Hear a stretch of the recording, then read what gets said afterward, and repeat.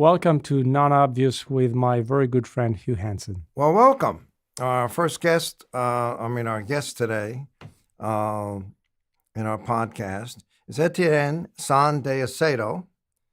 I hope I may not say that exactly right, but that's very welcome. And we've known each other for a number of years and spoken about various things. But today we're going to try to be a little more systematic and going through a lot of things about you, the INTA, and the world of trademarks. But first, let's do a little personal stuff. Where were you born?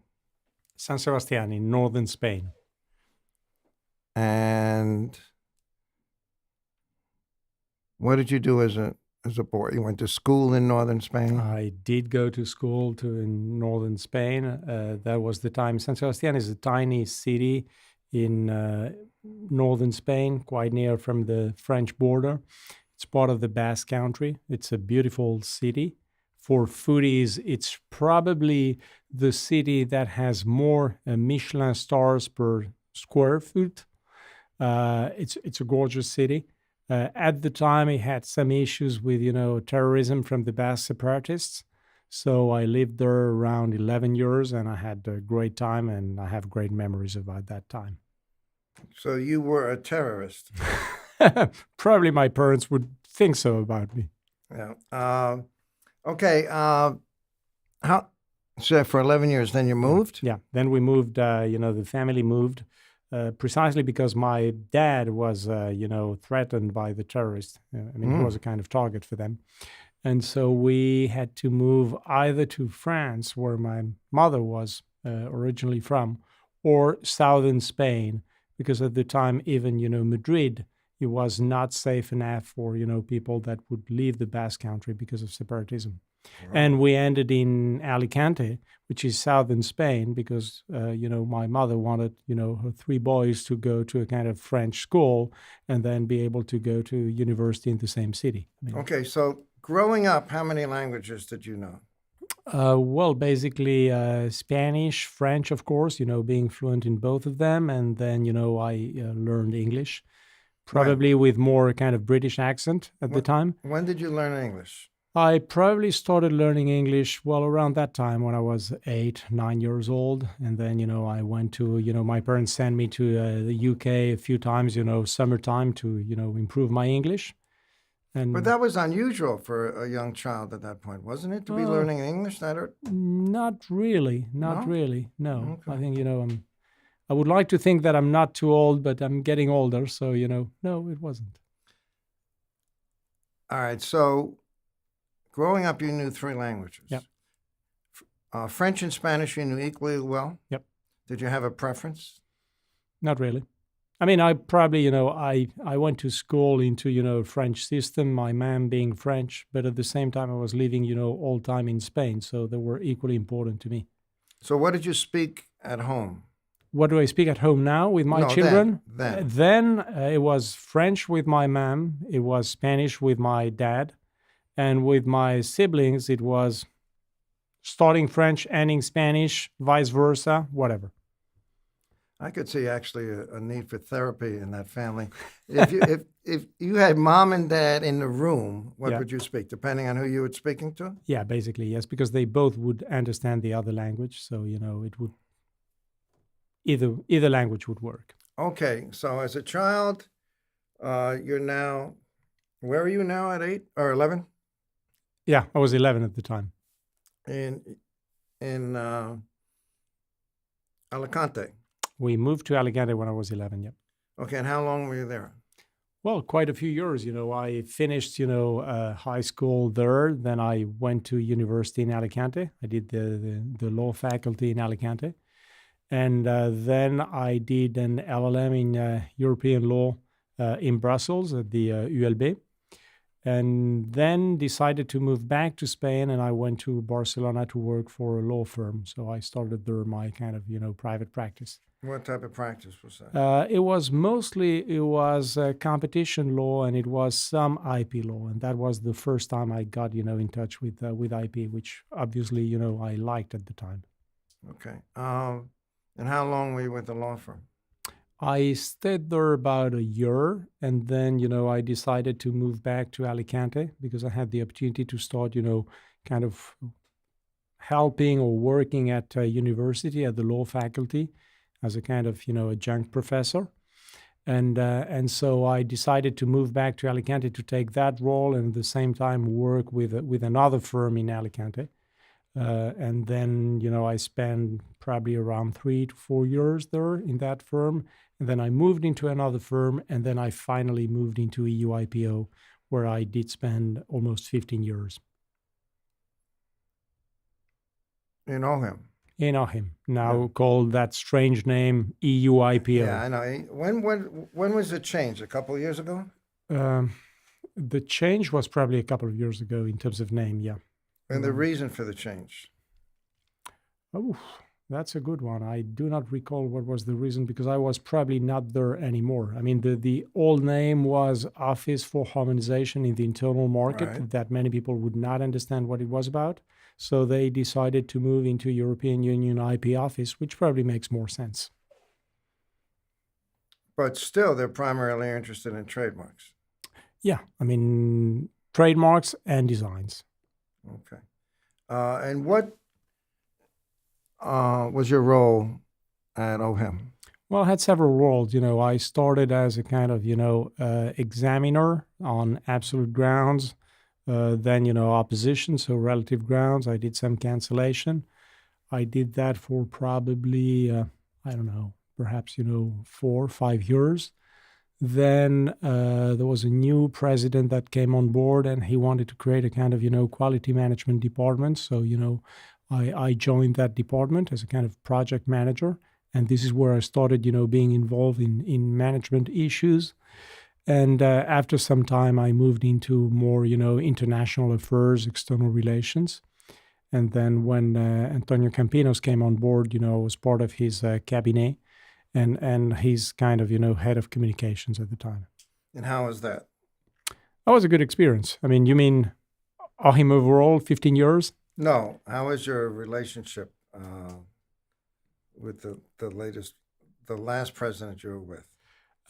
It was an interesting relation. I certainly. And his name is? Antonio Campinos. No. It was interesting. I think, he is certainly, a very smart person, very passionate, with great ideas. So it was really interesting working with him, beside him, and learning from him. So it was good. Yeah, I had some experience with him and speaking with him, and I was actually impressed with his vitality and his ideas about things. And you get this feeling almost like he could change the world. And then sometimes with people like that, then you have some problem with implementing the things that they want to do. But I actually thought that there's a pretty good chance he was going to get some things done. And I know he wanted to go and become, I think even then, it wasn't much of a secret, president of the EPO. Mm-hmm. And a number of people told me there were political problems with that. Mm-hmm. You have to have this, this, or this, or this. But then he is now the president of the EPO. Well, I mean, he knew what he wanted. And as I said, I think he's a very smart person. He's very political as well. And for these kind of positions, you need to be very political. You need to manage, interaction with national IP offices, and I think that's something that he's really, mastering extremely well. And I mean, there's no doubt that his management at OHIM or EU IPO was very successful. I mean, it's not only he's not only a person with great ideas, but he was very good at implementing them, and he really made some big changes. Yeah, that's great. All right. So what caused you to go to Inter? Well, after 15 years at EU IPO, well, that started a little before. I thought, I'd like to, make a change in my career. I've been working with colleagues for many years, but, I would like to do something else. I was at the time responsible of the relation with the user associations, as we call them at EU IPO, And so I knew the different organizations, and I always liked very much INTA. I thought they were very professional. They had very balanced positions. So I was kind of intrigued by that. And the INTA president at the time, or that year, was Gerhard Bauer. And Gerhard, whom I knew well, told me one day, he said, Etienne, I would perhaps see you, leading INTA if Alan would retire, Alan Drusen, who's my predecessor. And I think he purposely, he planted the seed. And I started thinking about that. And then, when the position was open, then I decided to apply for the position. And probably, the committee selection at INTA made a mistake, and, they decided to hire me. All right. At that point, how long had it been called INTA as opposed to U.S. Trademark Association? For quite a few years, I think, I think, we moved from USTA to INTA probably 2003. I mean, don't quote me on that. I might be wrong, but I think it's more or less around those dates. And, I moved to INTA in 2013. Okay. Now, let's talk about, before we get started on a whole bunch of issues, just INTA itself. So it's massive, right? You have 6,700 organizations. That's the figure I got somewhere. 30,000 people are members in nearly 200 countries, which are probably all the countries in the world. Almost. That is a massive undertaking for management. So how many employees do you have? So, I mean, let's perhaps, update you on numbers because, I mean, thankfully, things are increasing. So currently we are 7,200 organizations between, companies and firms, which means that in terms of members as individual members, we have 32,000 and from approximately, 190 countries. Now, in terms of staffing, I would say we have around 70 staff. 70. Yeah, 70. Split between New York office, which is, our headquarter office. And then we have rep offices in DC, in Brussels, in Shanghai that we expect to move to Beijing, in Singapore, in Santiago de Chile, and permanent consultants in Geneva and Delhi. And how many people would staff one of those offices? Would it be 2, 3, 4, 5? It depends. I mean, a minimum of 2. But then, for example, the Brussels office has, 4 permanent staff. And it very much depends on, on our needs from, a lobbying advocacy perspective or simply, to better serve the members. Okay. So how many years have you been the CEO? 5.5. So I started on July 1st, 2013. And what would you characterize as the biggest successes since I mean, it may not be biggest successes, it's only 5 years, but the most positive things that have happened in their 5.5 years? Well, I think, the most positive thing has been to, continue the great work that my predecessors have been doing. And I'm not trying to be politically correct. I think it's the truth, What we've been trying to achieve over the past 5 years has really been to expand, INTA from a geographical perspective and from a substantive perspective. Because the way I see it, we're here to, serve our members. First, this is a membership organization. And second, we want to be influential. I mean, basically, I always, say that we have a very simple and at the same time very complex mission, which is to get better laws globally to protect brand owners and to protect consumers. And this is what we're trying to achieve. What if there's a conflict between protecting brand owners and protecting consumers? What do you do then? Or do you not ever see a conflict? Oh, yeah. There might be, I would say yes and no. You can always find compromises. And this is what we're trying to do. And bear in mind what I told you before about, the thing I liked about INTA is that, it is a very balanced organization. We're never taking the position of one single company. We're never taking the position of one single industry. We're really looking at cross industries, and more we're looking at protecting consumers as well. Now, multinationals, I would guess, have some influence in the organization because it's so important to them. Would that be true or not? No more than a small company or an SME. Of course, they might be more active in the association because they might have, staff in different committees. But from, let's say, a governance perspective, at the board of directors, they're all equally treated and they're all equally represented. And we're not really looking at, the size of the companies when appointing a director to the board. How many people on your board? 36. Okay. And how long do they serve? So they serve for 3 years. That's the term. And, there is a rotation so that every year there is 1/3 that is rotating. And then out of the board, 2/3 are corporate members and 1/3 is what we call associate members. So basically law firms. I see. To what extent, if it exists at all, are the multinational member and the small member, is there any conflict between them, what their interests are? Honestly, on the big issues, there are no conflicts. They might have, of course, conflicts among themselves, on a specific brand or, whatever issue.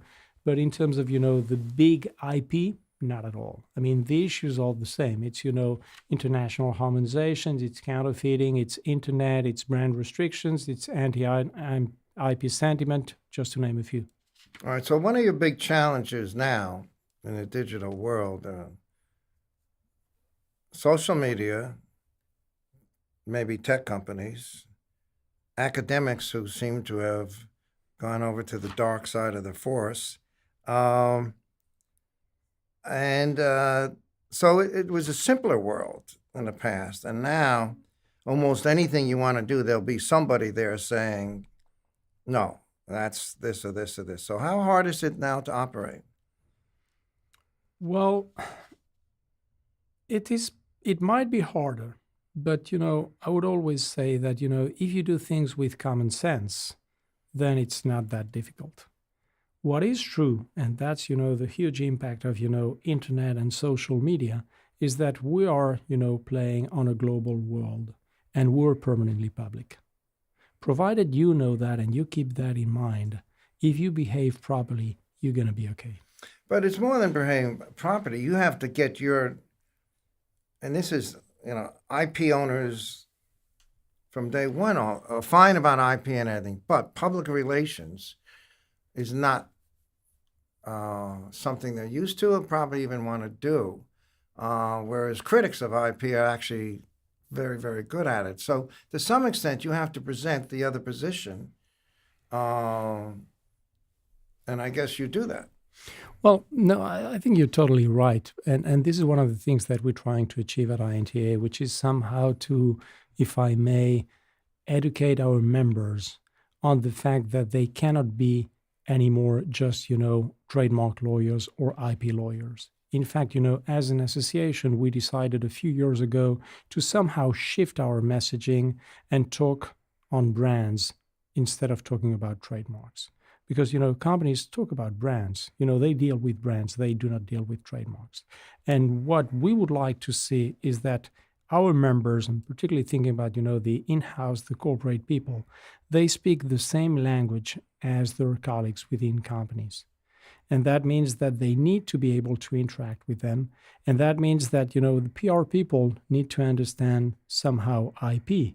And the IP professionals need to understand the implications, the interactions that the PR people are going to have.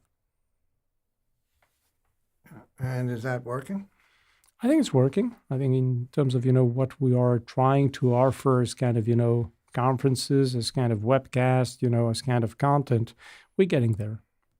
Now, in terms of languages, what, 4 or 5? 4. 4. And then, of course, obviously with 180, 200 companies, and how many countries are? 190. Yeah. So what language on a day-to-day basis are you speaking to people when you travel or whatever? You go into a different country speaking Spanish, you're speaking French, or is the working language effectively English? Oh, well, I would say, the working language, is English, no doubt about that. But of course, when you're traveling to different countries, and I try to travel, significantly to kind of, promote what we are, trying to promote, I try as much as possible to use the local language. There are several reasons for that. First, you want to be polite and diplomatic to the people who are hosting you. And second, you're going to get much more attention, particularly from the policymakers, if you're able to speak their own language. So I'll give you an example. INTA was not particularly strong in Latin America, and were kind of perceived like, promoting, the big US corporations.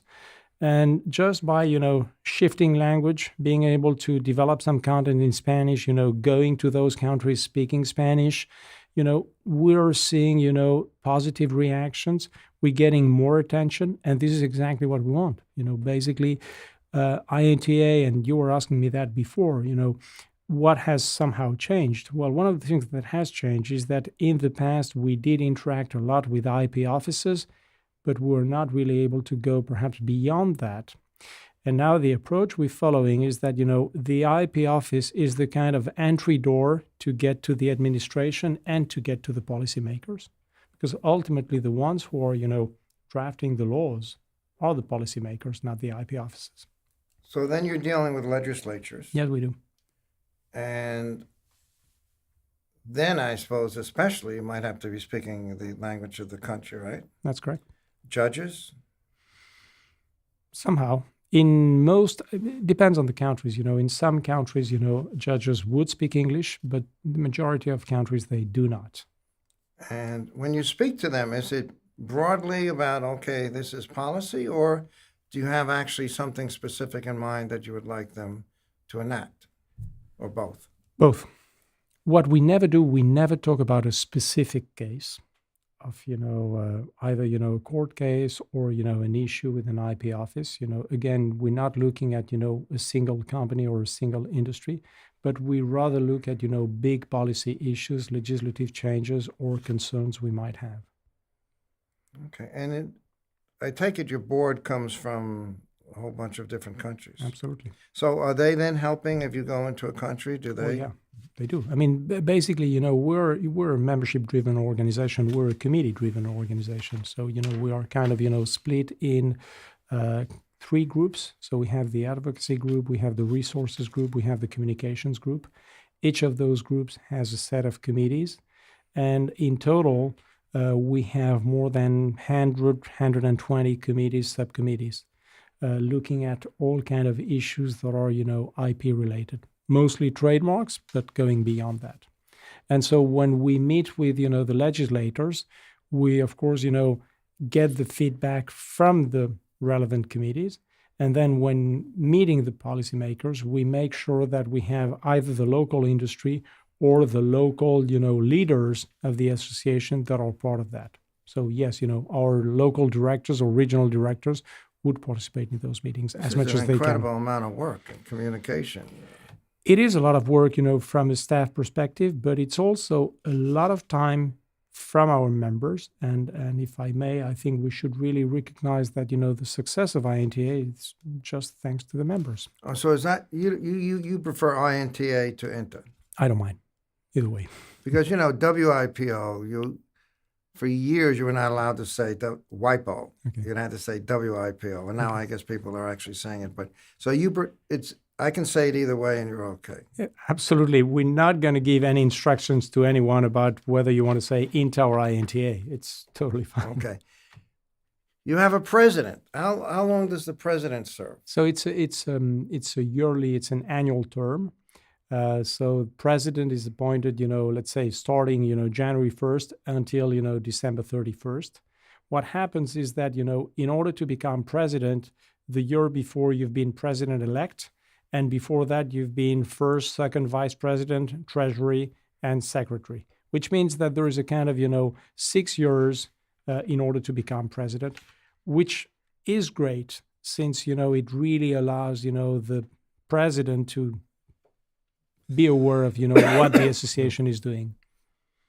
So how do you get in this trained to be president? Well, basically, what happens, we have, as I mentioned to you, we have, our committees, and as part of that, we have a set of, board committees. And the board committees are composed by members of the board of directors. And among those, we have, of course, the executive committee that is serving when the board is not meeting. We have a nominating committee, we have a planning committee, we have a finance audit committee, etc. The role of the nominating committee every year is to identify and select who are going to be the committee chairs, vice chairs, who are, the potential appointees to the board of directors, and also to identify, candidates to become officers. Once you become an officer, then, year after year, you're going to be moving up the rank from secretary to treasurer to second vice president, first vice president, and president-elect. And that means you have, good 5 years to really understand better the inside of the association. 5 years to go bankrupt in their practice. If you have, how much do you demand of these people in terms of time? Well, in terms of time, that means particularly, as an officer, you will be attending, 4 board meetings, and you will get prepared for that, which means, really reading the materials and getting ready. You will be participating in a monthly executive committee call. And quite often, they're part of, either a committee or a task force. So it does represent a significant amount of time. And this is why, we need to be extremely thankful to all of them, because that's, it's a volunteer time. All right. Someone becomes president for 1 year. How much do you interact with the president? My guess is you have a pretty agenda in mind already. You're not talking to the president about what should we do this year. You pretty much know what you want to do that year, correct? Absolutely. In fact, we are driven by our strategic plan. And now we're on our 2018-2021 strategic plan. And the strategic plan is followed by an implementation plan. This is something that is discussed in advance, by the planning committee. Together with President and myself, is then approved by the board of directors together with the implementation plan. And this is what is guiding what we are doing. So basically, I would say nothing comes, from scratch. I mean, there is a good reason for things to happen. All right. So this 4-year plan, it has mechanical things like where we're going to be on our annual meeting and committee heads and things along those lines, but also what are you going to do in terms of the roles and goals of INTA? I'm used to saying INTA, so I'm going to. So how different is your 4-year plan that just finished, I guess, in, I don't know, 17 or something like that, and this one? Is it, well, now we're going to do actually more daring and other stuff, or it's more of a continuation of what we've done in the past? I would say it's a natural evolution of what we've been doing in the past. If there was a big, gap between 2 strategic plans, or if there were any kind of contradictions, that would mean that, something is going wrong. And instead, what we're trying to do is be permanently evolving, looking, forward, projecting ourselves into the future. And this is what really helps us to be, naturally evolving. Just one point that you made before, our strategic plan is not really looking into operational issues. For example, where are we going to be going in terms of the annual meeting in 4 years from now? That's already, it's taken for granted. There is a process for that. And we know that, it's going to be 2 years in North America, and the 3rd year is going to be outside US. And that's something that we already approved a few years ago. And of course, when we're looking at, future venues, we do that well in advance. There is a kind of due diligence exercise, and that's being approved by the board of directors. But it's not really part of the strategic plan. The strategic plan is really about, the strategy of the association, the vision of the association for the future. You said you had 32,000 members, which is incredible. How many of those are U.S. people? So I would say 40% are North America and 60% are from outside North America. Which is becoming, more and more balanced. And in fact, that is even, growing in the sense that, the non-North America is growing. Now, in terms of companies, we still have more U.S. companies than companies from the rest of the world. Why is that? I think there is a cultural reason. I think companies in the U.S. and Canada, but certainly in the U.S., do understand better the benefit of being part of an association. That's one, at a company level. And at an individual level, I think people here are more inclined to volunteer than they are elsewhere. And that's a big difference. And why is that, do you think? I think it's part of the culture. It's part of the education. It's the idea that you need to bring back to to society on the one side. And it's also the fact that that really helps you build your career.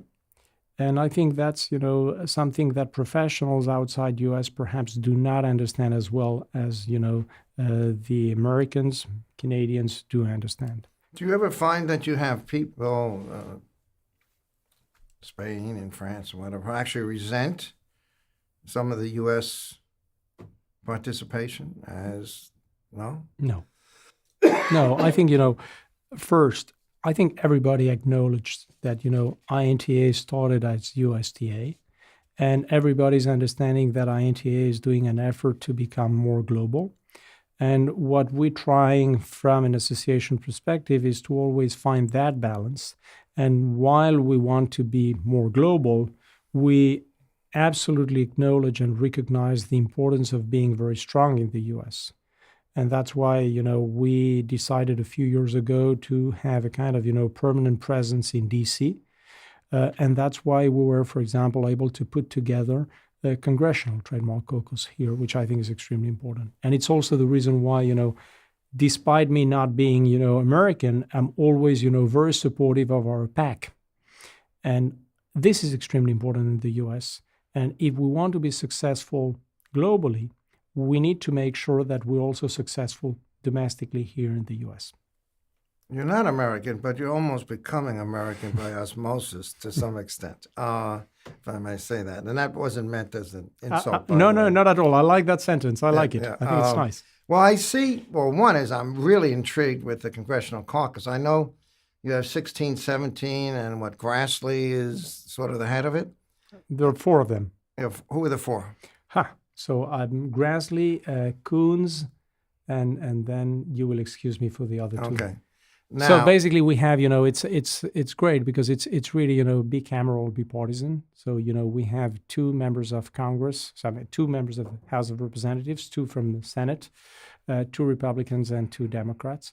When we started, we just had four, the four co-chairs, and today we have more than 30 members that are part of the caucus.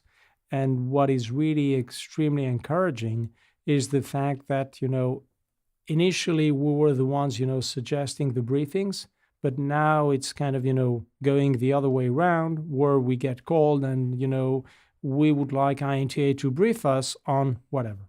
That's great. Now, of course, all right, what do you, just between you and me, what do you think of Trump? No, forget it. Not just between you and me. Does actually the administration, I mean, I happen to think he's pathetic, but I have to say in IP, it's pretty good if you're in favor of IP. I mean, they're head of the PTO, head of the antitrust division, both people who are supportive of IP. And the one thing, I mean, is not going into the TPP was absolutely ridiculous. But overall, and you're looking for countries with support. Where would you put the U.S. in terms of support for trademarks and IP right now on a governmental level? Pretty high, no doubt about that. And, if that was your question, I would agree with you. I mentioned before, kind of en passant, that there is an issue of anti-IP. Oh, no, that's a foreign phrase. That's a French name, which means just as a kind of side. But just for our audience, I'd like you to explain this. Okay, absolutely. So as a kind of side comment, I mentioned before anti-IP sentiment. This is something that we're not facing here in the U.S. And I think we've never really faced that, but certainly, with the Trump administration, I mean, they're very pro IP, which is certainly a good thing.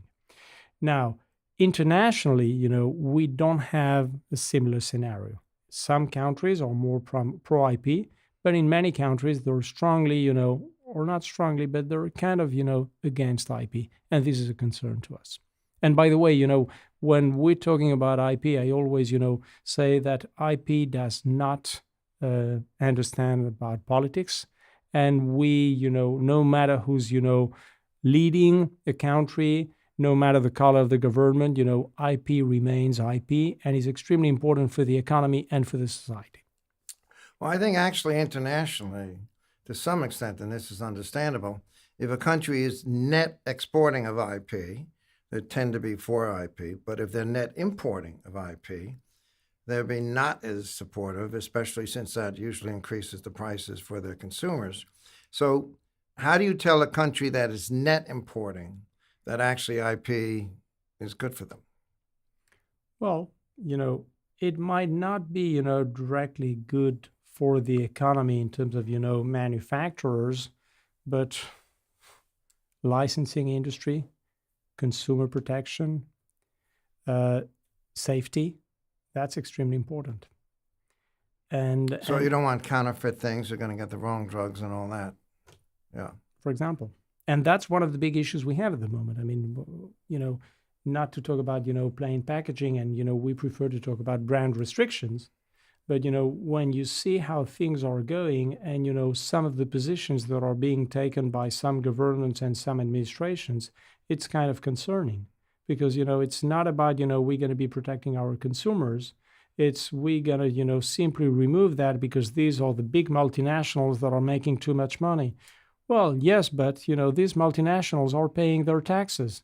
And this is what allows you to have, a health system or a public education system. So, they should not forget that. Yeah.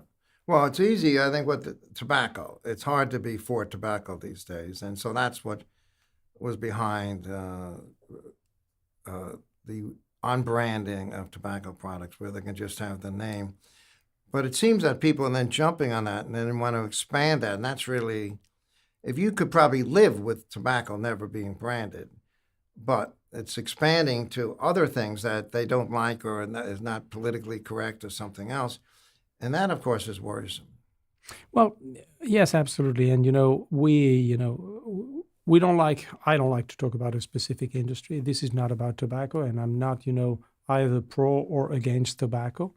But it's not yet proven that, removing the trademarks is, as effective as, one would imagine. That's the first point. And second, what is really concerning is, the expansion that we're seeing going from tobacco to alcoholic beverages to infant formula to who knows. Yeah. And, I was recently, myself being half French, half Spanish, GIs are very strong there. I said, what about if we start seeing, plain packaging on French cheese or on champagne? Well, my view about GIs and the French, when they stopped believing in God, they replaced it with GIs as a national religion. All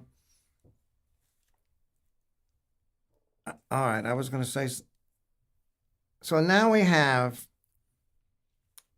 you say the U.S. has never been anti, but we had SOPA, we had PIPA, where those died because of tremendous social media and, for that matter, academics against it. Could that happen again tomorrow? Or is there some way to prevent it or at least fight against it? I think it could happen again. And Hugh, you and I are good friends. You're an academic. And I look at that, from the outside. And I'm sometimes surprised to see that even IP academics are sometimes a little, strong in their positions against IP. And that to me is kind of concerning. Because, yes, of course, there are some positions that are taken by companies that are excessive. That is true. But that doesn't mean that, the entire industry or the entire sector is not relevant to the economy and is not doing good to the society. And that's something that is kind of, forgotten. You mentioned before about, the US.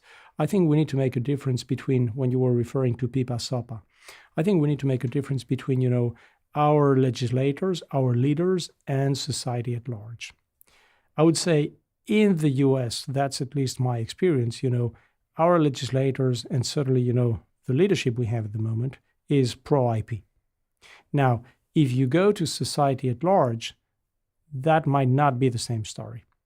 And then, of course, we're not going to get into technicalities, but, there is a difference between, trademarks, between patents, between copyrights, et cetera, et cetera. But quite often, society is not really, when I mean society, I mean the individual. The individual is not really understanding the implications of IP. And this is where perhaps we all have a responsibility in terms of trying to educate on, the positive contribution of IP. And this is one of the things that to us is extremely important as an INTA.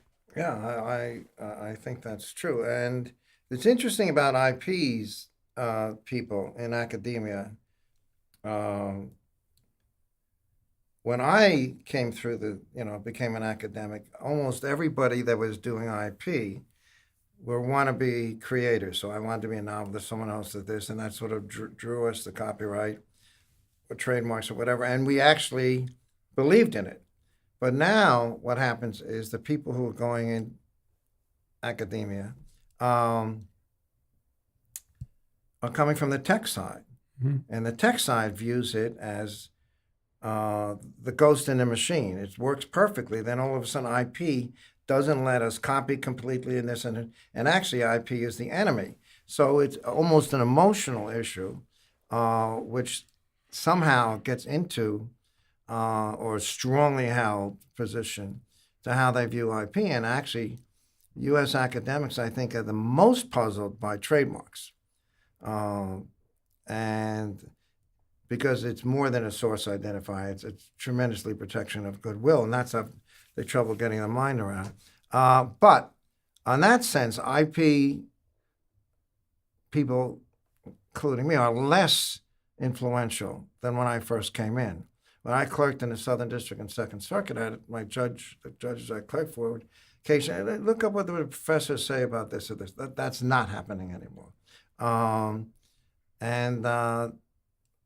Largely because I think a lot of academics are more now speaking to other academics than speaking to the world. And as a result of that, the world is thinking it's less relevant, which I think is unfortunate because academics are very smart, very good, and I would like to see them having more interaction with the real world. But in any case, get back to. But if I may, Hugh, Yeah. I totally agree with you. But one of the things that I would say is that IP is, to a certain extent as well, a way to recognize work, effort, creativity. And if we're not able to recognize that, if we're not able to value that, then what's going to be the reason to, be creative, develop things, work hard? So that's one side of the coin. The other side of the coin is, by having, some kind of IP protection, it does help consumers to, decide what they're going to be buying, what they're going to be choosing. And I think that's a message that we need, again, I think our legislators here do understand that, but I'm not sure whether, public opinion understands that. And I think that's a concern. Yeah. Well, we could go further into this, but I think maybe we should. Well, one of the things about academics is most of them want their stuff copied for nothing. They want distribution. So the idea of protection, even if the publisher wants to protect it, they don't want to protect it because the most important thing, understandably, is get people to get their points of view. So what they come from is personally an angle of it hasn't been important. So that doesn't help. But in any case, let's move on. Now, part of your plan, I read here, is a new website. What's going on with that? It's going to take some additional time. I mean, we're in the middle of what we call the digital transformation. And that means, of course, we want to have a new website, but, beyond that, we want to have a better internal architecture. And we want to make sure that we have, the right legal resources for, the benefit of our members. It's quite a big project. It's a project that is going to take probably, more than a year.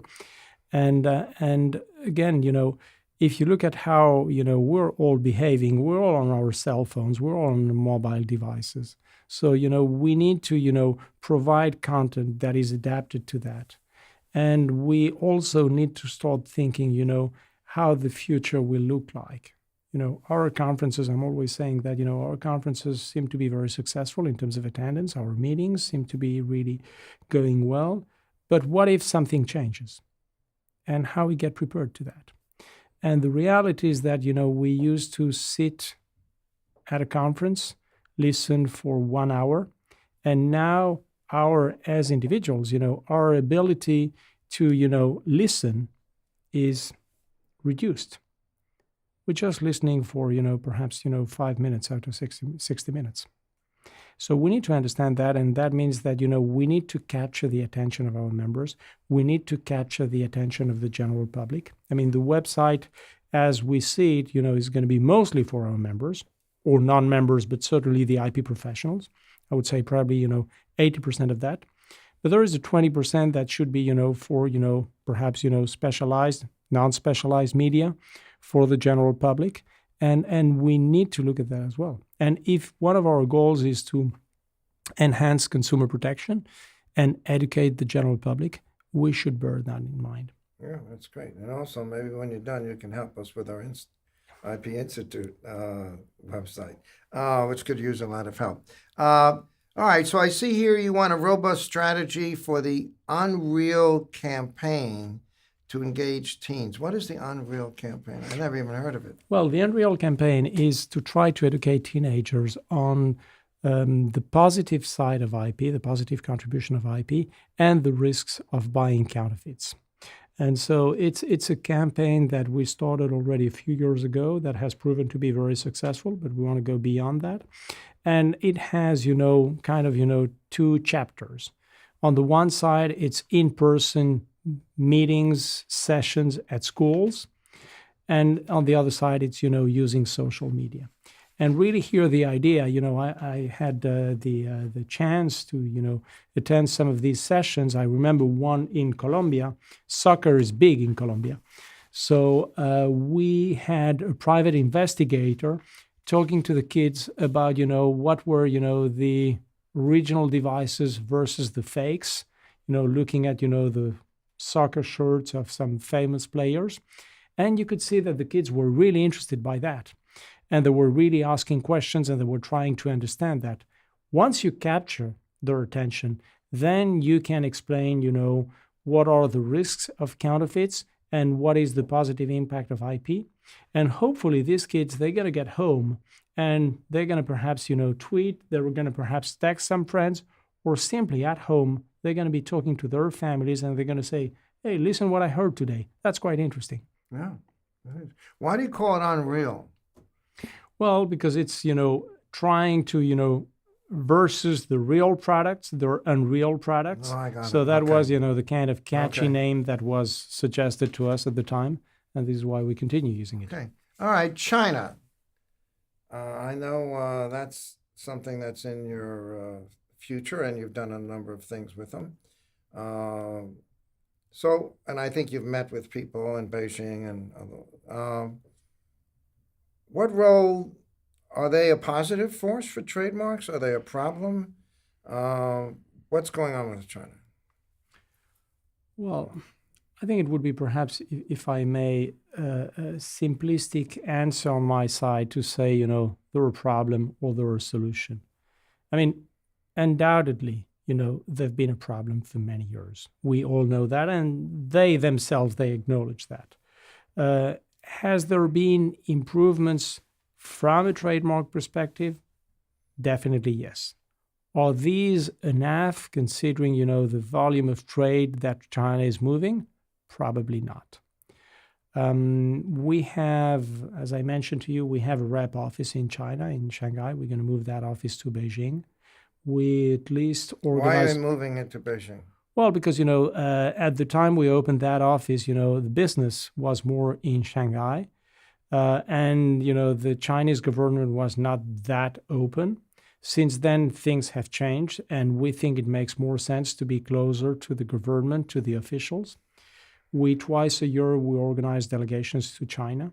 There, we normally meet with the Chinese. Well, the names have changed now. It's CNIPA, but it used to be the SIPO.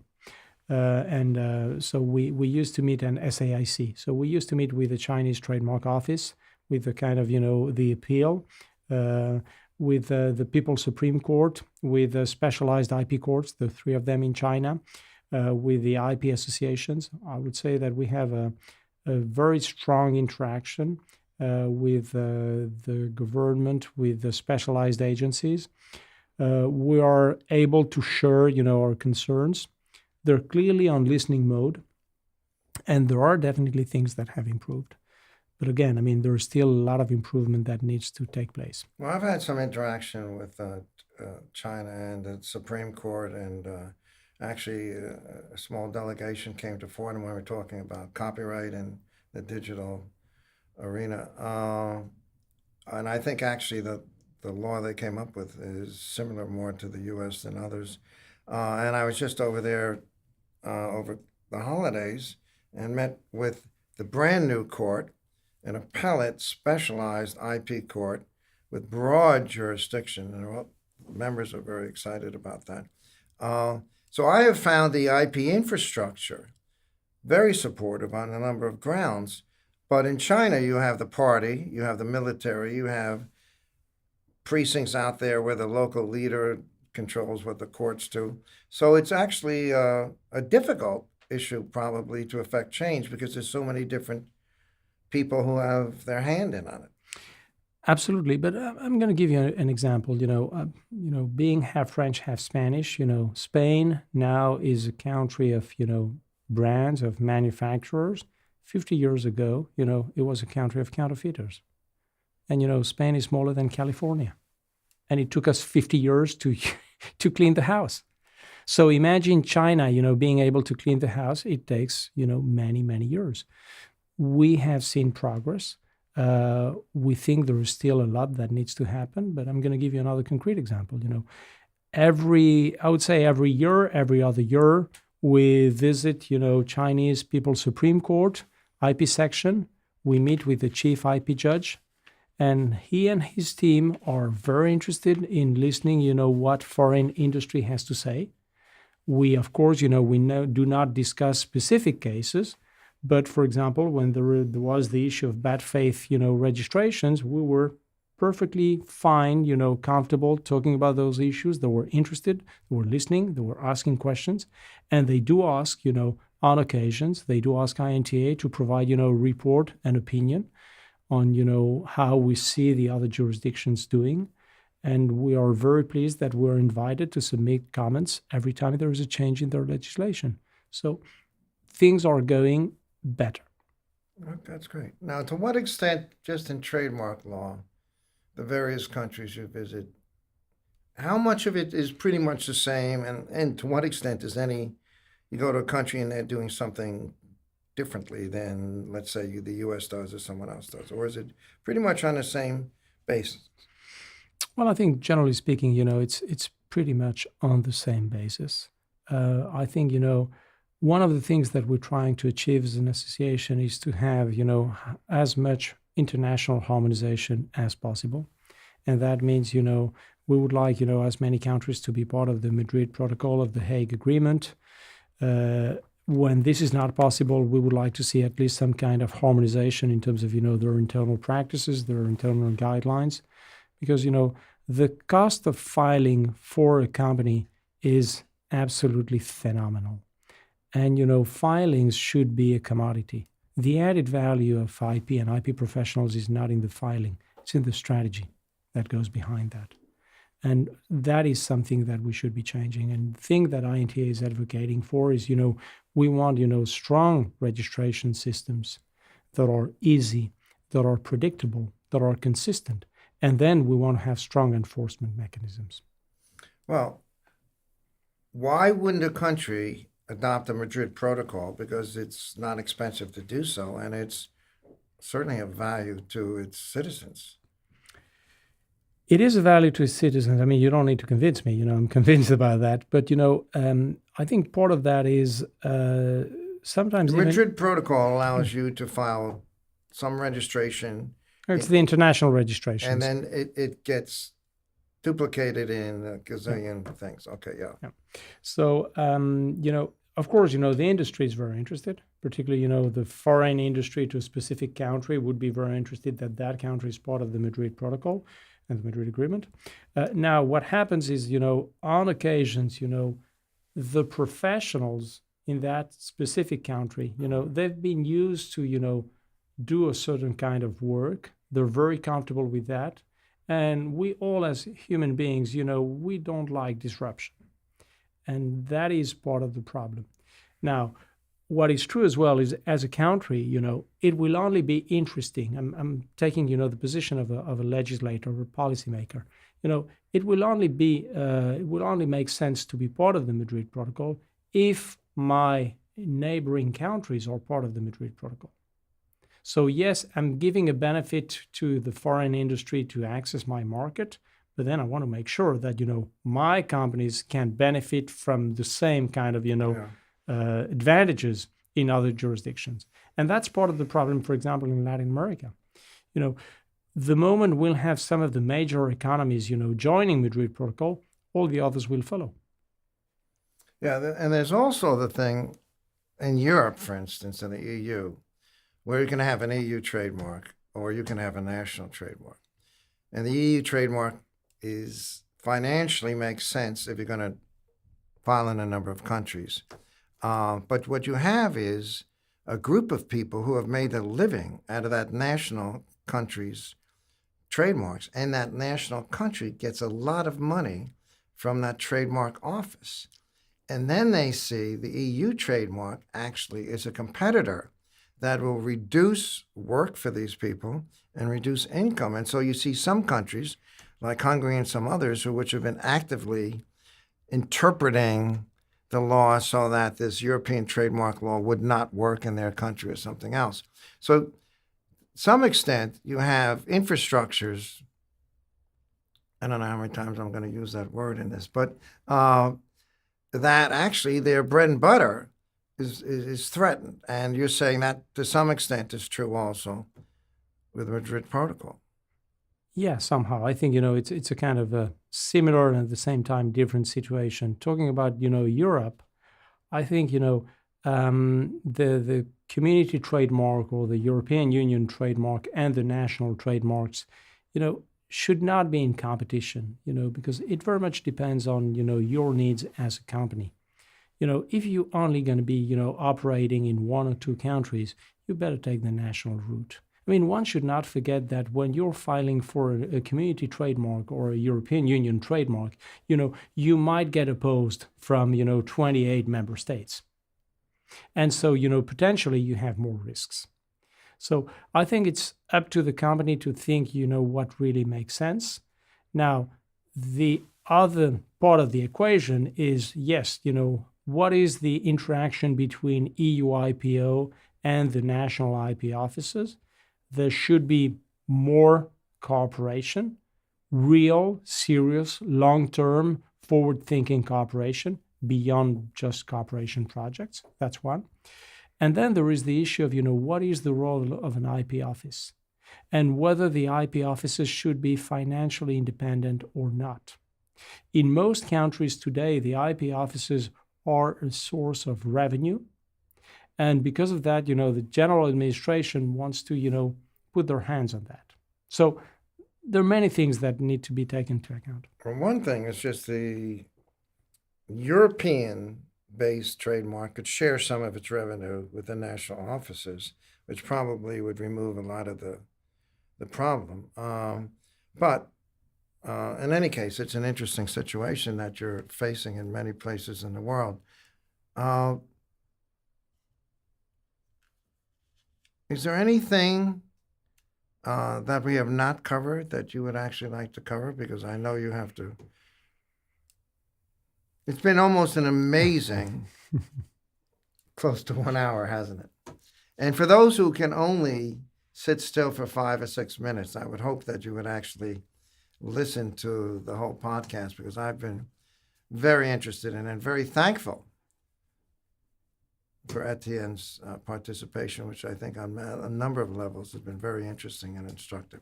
So thank you very much. My pleasure, Hugh. I mean, it's I am the one who should thank you for inviting me. And, today is for kind of the audience, if I may.